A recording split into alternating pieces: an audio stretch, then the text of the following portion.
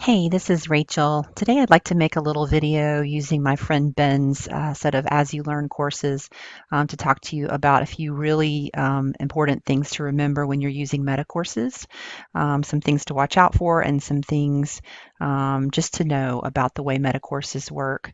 The first thing that I wanted to mention is when I come to my friend Ben's As You Learn home landing page, this is what his page looks like. And as you can see, he has four sections of 2001, Rhetoric and Composition 2001, that we've already added to his section 135. So his meta links are already built in this 135 section.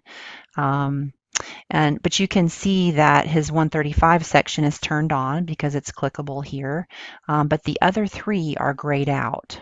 Okay, and that means if they're grayed out, that students will not be able to see these other three courses, which is very important because if you don't have these courses hidden and grayed out like this, then the students are going to have two instances. The ones who are meta linked into this one are going to show two instances of this course, and that might be confusing for them. So once you do build your meta links into a course, you want to make sure that you go into the ones that you are not going to be using and hide them.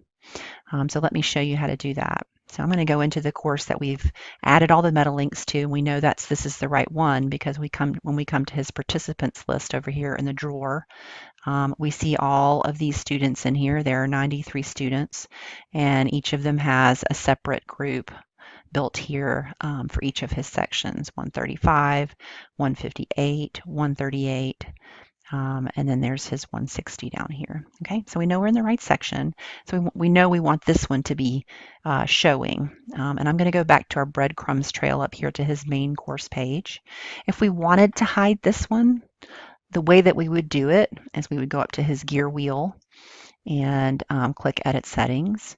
And we would go to this course visibility option here and click Hide. Okay, that's how you would turn off your other course shells that you're not going to be using if you're using MetaLinks into one course shell for several sections. All right, then you would click Save and Display. Another thing to remember about using meta courses is that just because you've got your courses meta linked into one big one, and hopefully if you did it well, you've got those different sections set up in groups as well, which shows on your participants page here. But just because you have groups set up for each of those individual sections of your courses doesn't mean that you can't also set up other groups for your students. You can have several layers of groups if you would like. It gets a little bit complex, but it is possible. And if you have other features within your course that you want students to be working in small groups, there is a way to do that. You're going to be using a feature that we call groupings rather than groups. A grouping is kind of a group of groups. We're not going to talk through groupings in this video, but I just wanted to make sure that you're aware that just because you have these groups built for the meta links that you have in your course doesn't mean you can't have other groups as well. Okay. Another thing to remember with Metacourse sections is for the course that you have added your students to, and that's our 135 in this situation, you want to make sure that you let students know that if they're meta-linked in from a different section, that they may not recognize this number here on their course, but they are still in the right place.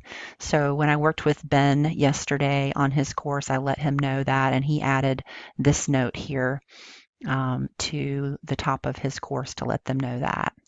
To do that, what you would do is you'd simply turn editing on. I've got editing on now. I'm going to turn it off just so you can see again. Go up here to this gear wheel, turn it on, and then we get this edit option here. I'm going to drop that down. I'm going to edit the section, and here is his note that he can just type right in there. I might even add in, and I don't think he's going to mind this, but I might even add in this site serves sections 135, 138, 158, and 160. Something like that. Okay, and then we just click Save Changes.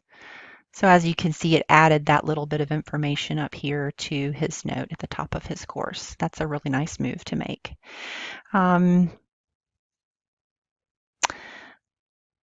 That's it for now. There's some other things you can learn about ways to use the meta links in your courses that will be very useful for you, and that's going to be in our next video. Thank you.